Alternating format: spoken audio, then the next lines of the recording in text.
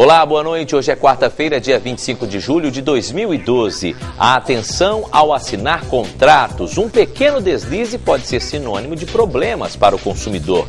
A procura por remédios contra a asma subiu 60%. Um pneumologista fala pra gente sobre essa doença, que é um dos principais motivos de internação infantil. Cresce o número de pessoas infectadas pelo vírus da AIDS. Em todo o mundo já são mais de 34 milhões de casos. Os detalhes da Conferência Internacional Cidade Saudável e Sustentável. Os perigos dos estimulantes sexuais para jovens. Em Uberlândia, o consumo destes produtos nesta faixa etária já atinge 50%. Este é o tema do programa Em Pauta de hoje. Atletas de Uberlândia estão de malas prontas rumo às Paralimpíadas de Londres. Estas e outras informações a partir de agora no TV Notícias, que está no ar pela TV Universitária.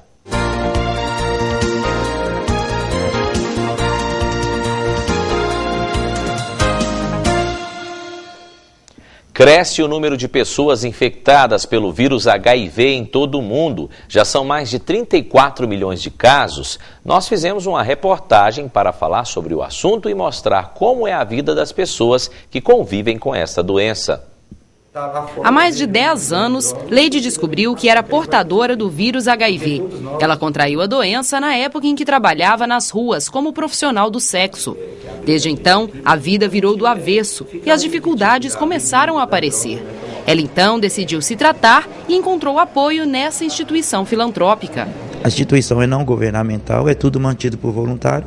Nosso dia a dia é cuidar de nós mesmos e das pessoas que estão mais acamadas, né? Hoje ela leva uma vida considerada normal, mas sabe que não pode descuidar da medicação. Todos os dias toma o coquetel que impede que a imunidade caia e precisa ir ao médico regularmente. Eu cuido, tomo meu coquetel, procuro ajudar as pessoas, ao mesmo tempo sou ajudado e vou dar continuidade à minha vida humana. A FALE, Fraternidade Assistencial Lucas Evangelista, abriga hoje mais de 80 internos. Pessoas que foram ignoradas pela família ou que preferiram se isolar para fazer o tratamento. A entidade vive de doações e dá apoio psicológico, médico e social às pessoas. Segundo dados do Programa das Nações Unidas sobre AIDS, mais de 34 milhões de pessoas no mundo estão infectadas pelo vírus HIV. De certa forma, o relatório foi considerado positivo, já que por causa da medicação, os doentes estão vivendo mais. Para este médico infectologista, da mesma forma que os avanços da medicina colaboraram para melhorar a qualidade de vida dos soropositivos, fizeram também com que muita gente banalizasse a doença. O aumento do número de AIDS nos últimos anos tem se mostrado decorrente a comportamento de risco. Não existe mais grupos de risco como era no passado. Outra característica interessante foi a urbanização do HIV. Hoje em dia não é mais uma doença só da cidade ou do campo. Então, a AIDS se disseminou, principalmente pela ausência do cuidado do uso do preservativo. A Faculdade de Medicina da Universidade Federal de Uberlândia, juntamente com o Hospital de Clínicas e a Secretaria Municipal de Saúde, promovem de 1º a 7 de agosto de 2012 a 14ª Semana da Amamentação. No dia 3 de agosto será realizado um encontro científico, com palestras e discussões sobre o aleitamento.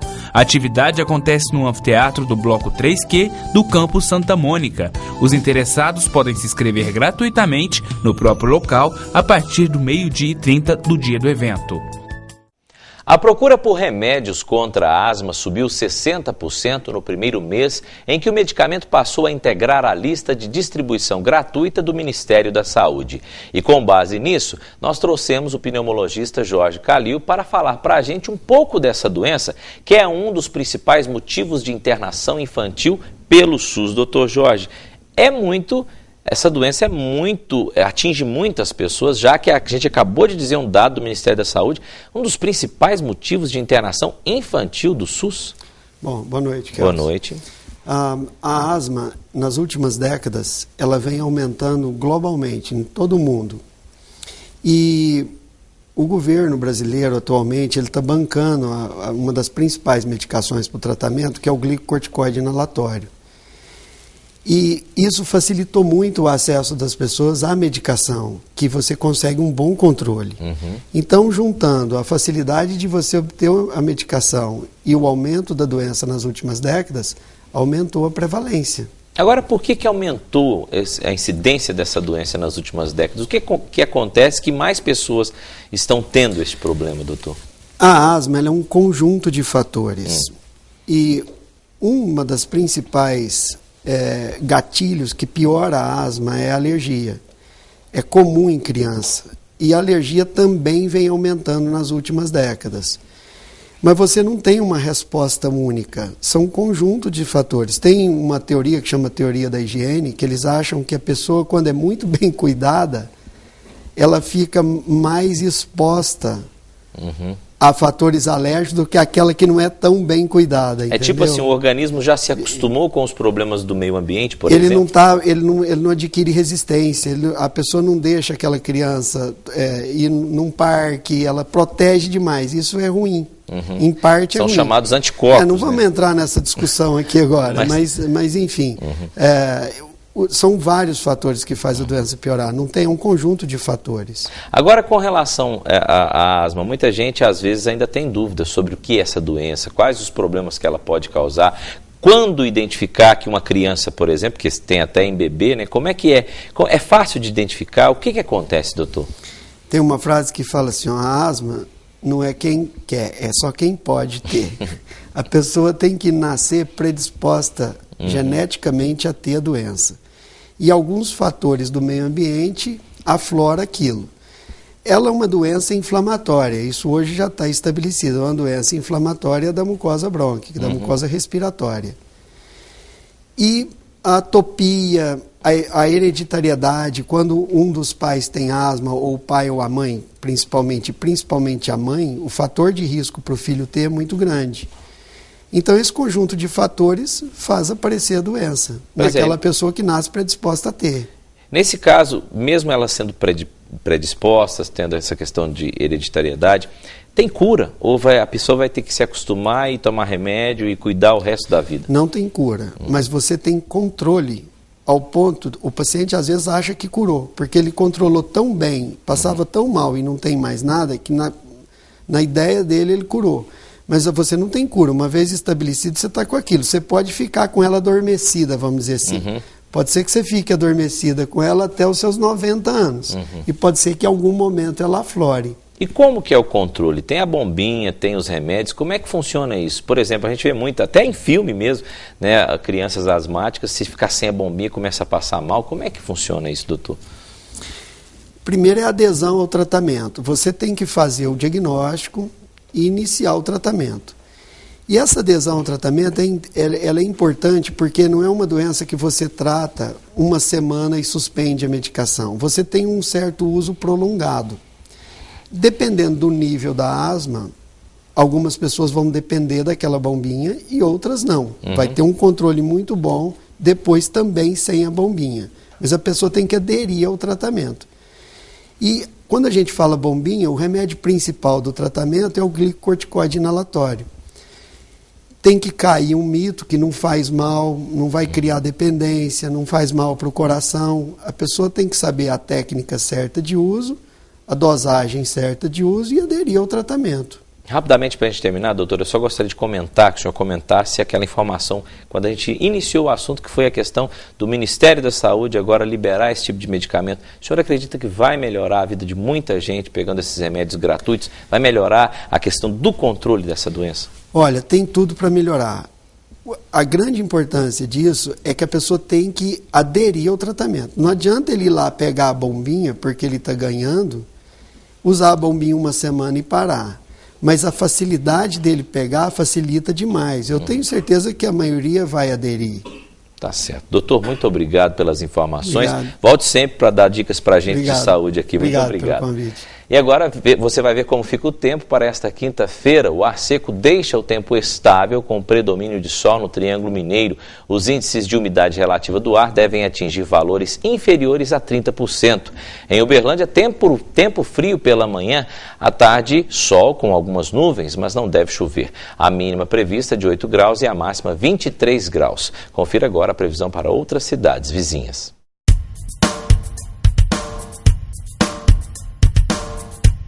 A quinta-feira em Ituiutaba amanhece ensolarada, sem previsão de chuva.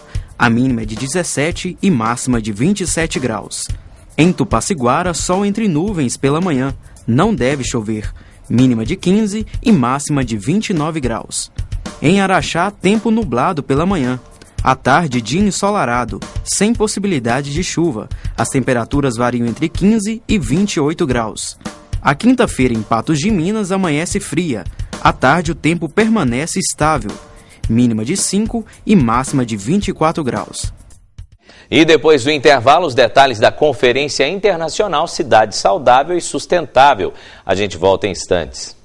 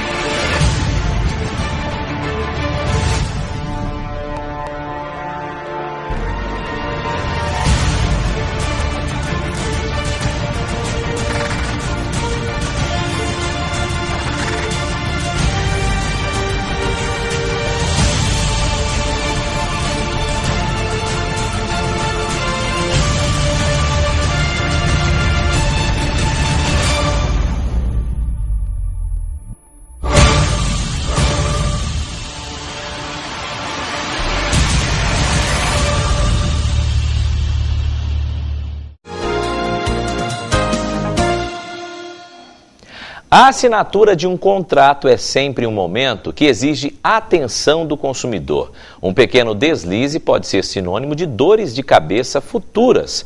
O repórter José Dagmar tem mais informações sobre este assunto. Pois é, Kelson, o primeiro semestre acabou e agora é hora de fechar alguns contratos, renovar outros, como por exemplo da escola, o do inglês, da academia. E aqui ao meu lado agora eu vou falar com a Caritas Carvalho, que é superintendente do PROCON.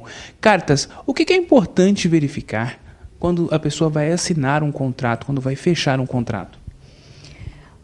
Analisar bem as cláusulas do contrato e se no contrato consta tudo que está sendo prometido verbalmente.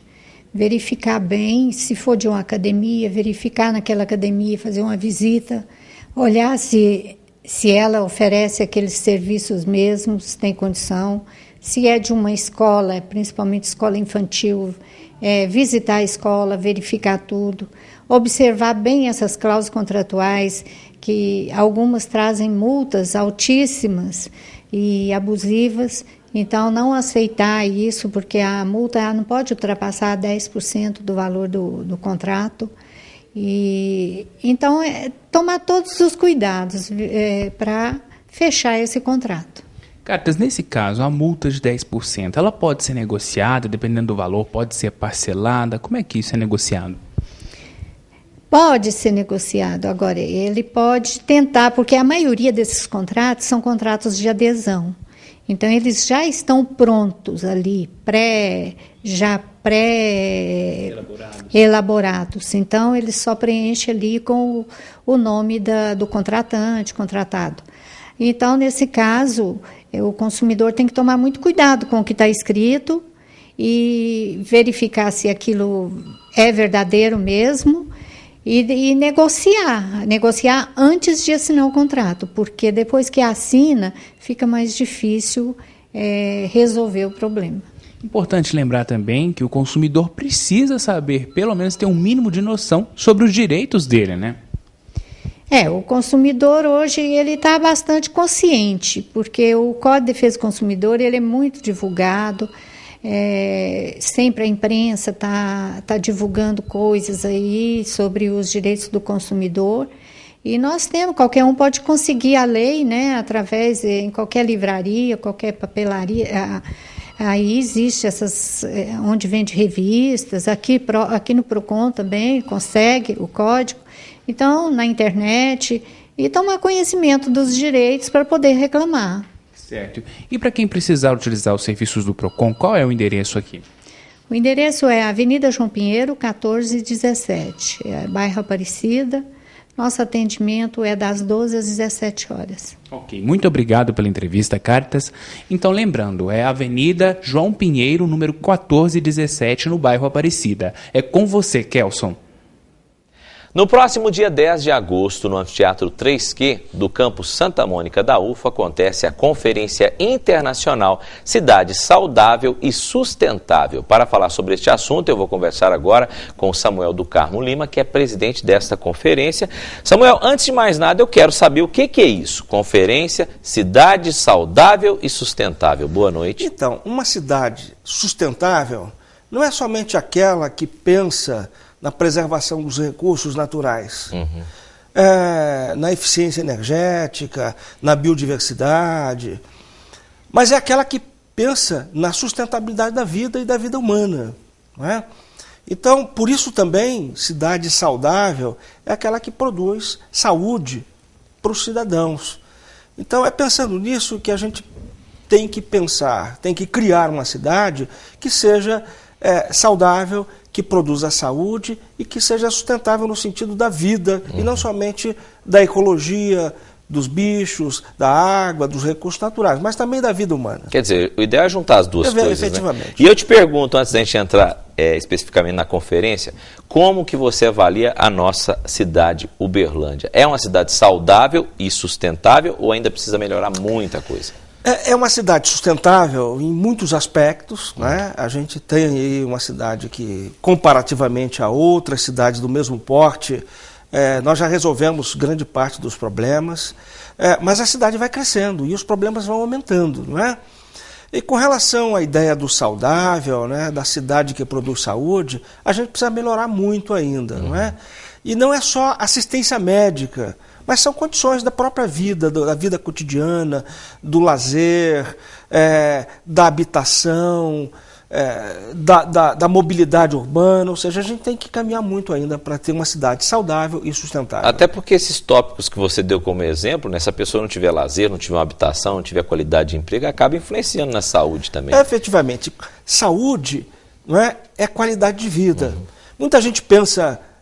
quando pensa em saúde, na verdade está pensando em doença, está pensando no hospital, não é? A gente precisa pensar em saúde pensando na qualidade de vida. Que vai prevenir muitas doenças. Como é que a gente melhora a qualidade de vida? Provavelmente muitas das doenças não vão se manifestar por causa de uma boa qualidade de vida. O assunto é interessantíssimo, mas infelizmente o nosso tempo é curto, então eu vou entrar na conferência, porque senão a gente não fala especificamente da conferência. Samuel, essa conferência acontece dia 10 de agosto, vai ser numa sexta-feira, daqui a uma semana e pouco. Eu gostaria de saber o que vocês vão discutir lá, deve ser mais ou menos isso que a gente já falou, mas a programação, vai ter palestra, debate, enfim, fala pra gente. O evento é um dia só, dia 10 de agosto, não é? No Anfiteatro 3Q do Santa Mônica. São duas mesas redondas, duas mesas de debate, né? Uma mesa vai discutir a ideia da cidade saudável e a outra a ideia da cidade sustentável. Os dois temas se complementam.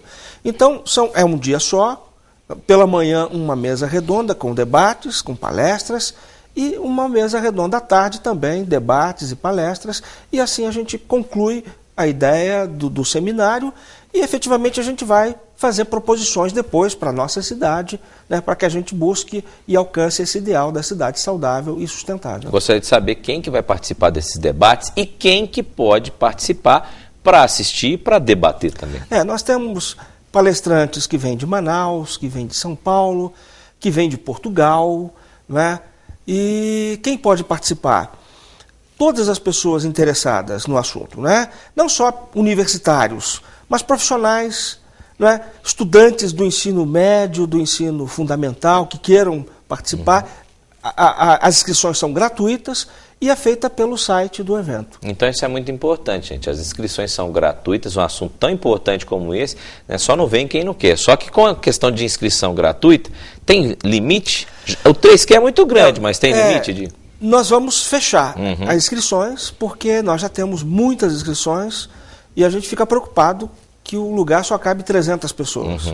E nós já estamos atingindo o número acima desse então tem que correr condição. Quem quiser participar. Mas vamos ainda manter as inscrições até que um dia a gente acha que precisa fechar para não superlotar o local. Então você que está em casa quer participar, é só você correr, porque senão você fica sem lugar. Fala para a gente, para terminar, onde que as pessoas têm que procurar informação, tem um site para se inscrever, fala para a gente. As inscrições são feitas no site www.conferencia cidade saudável e sustentável.com.br.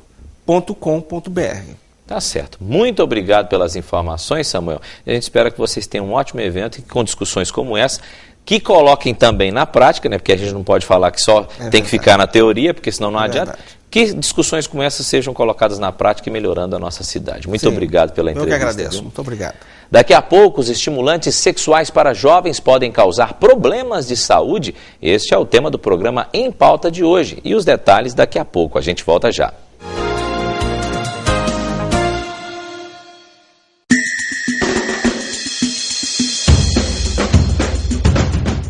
Para realizar tarefas como autenticar um documento em cartório ou abrir uma conta no banco, utilizamos o CPF como documento de identificação.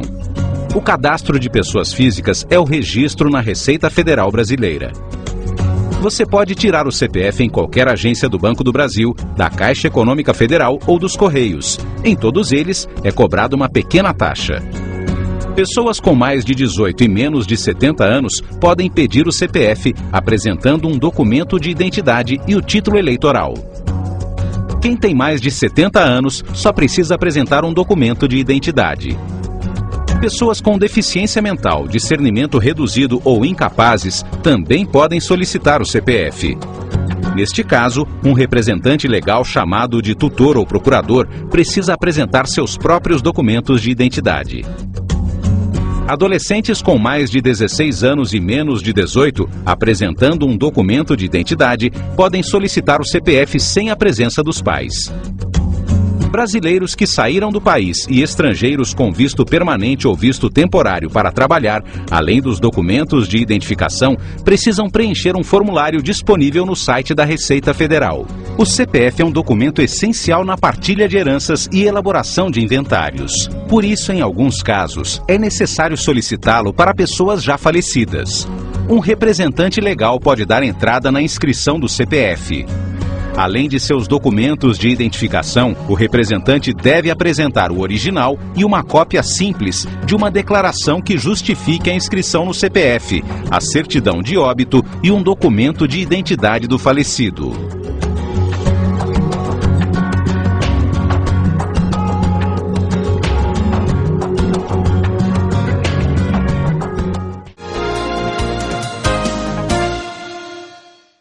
Muitos jovens de 18 a 28 anos de idade têm usado muitos estimulantes sexuais. Aqui em Uberlândia, por exemplo, o consumo destes produtos nesta faixa etária já atinge 50%. Mas isso pode trazer consequências para a saúde. E este é o tema do programa Em Pauta de hoje. Não é isso, Maria Clara Barros?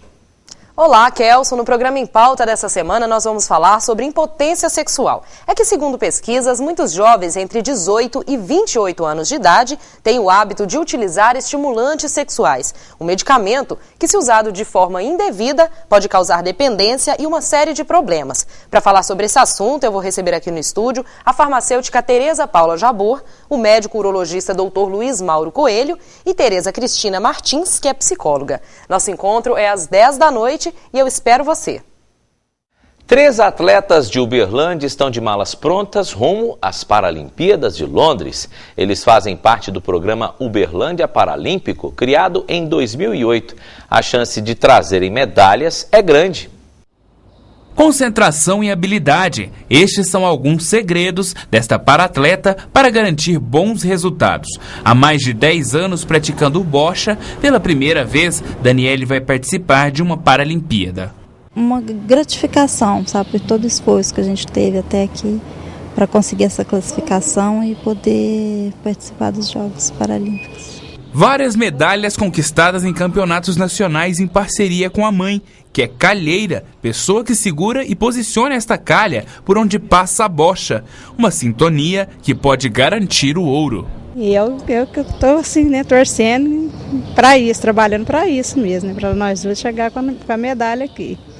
Porque eu já li lá no site lá que eles vão dar medalha pela primeira vez para os calheiros também, né. Rodrigo está entre os 10 melhores do halterofilismo mundial. A rotina de treinos foi intensificada para alcançar o sonho de trazer no peito uma medalha da Paralimpíada de Londres. Pretendo dar o melhor de mim e estar chegando entre os tops do mundo. que eu estou entre os 10º, eu quero estar entre o 3º ou o 2º melhor do mundo. Joana tem 49 anos. Essa é a segunda vez que ela vai participar de uma Olimpíada. No currículo já são 2 Parapans e 1 Mundial e vários campeonatos nacionais de atletismo. Experiência que pode aumentar as chances de medalha. Eu ainda estou em fase de treinamento, então não parei meu treinamento. Cada dia estou treinando mais e quero dar continuidade para que quando eu chegar lá eu vou estar bem preparada. Uberlândia é um centro nacional de referência na formação de profissionais para o trabalho com atletas paralímpicos. A própria Faculdade de Educação Física vem desenvolvendo já há 30 anos o trabalho de formação profissional, de atendimento aos grupos especiais no que diz respeito à educação física e esportes para a pessoa com deficiência. Então isso nós já estamos colhendo os frutos, desse trabalho ao longo desses 30 anos. Vander faz parte do Comitê Paralímpico Brasileiro. Esta é a 3ª vez que ele vai participar de uma Paralimpíada. Com muita responsabilidade, a coordenação de uma equipe de 13 fisioterapeutas, que a gente tem uma responsabilidade muito grande de deixar os atletas com saúde para competir e competir bem, representando o nosso país. E como você já sabe, na última segunda-feira nós tivemos aqui pela TV Universitária um debate com os candidatos a reitor da UFO neste ano. Se você não assistiu, nós vamos fazer a primeira reprise do programa no próximo sábado, a partir das 18 horas, ou seja, às 6 da tarde. Em virtude disso, não teremos neste fim de semana o programa Talentos da Terra. Marque na sua agenda e volte a assistir o nosso debate se você já assistiu. Caso não tenha assistido, você não pode perder no próximo sábado, às 6 da noite.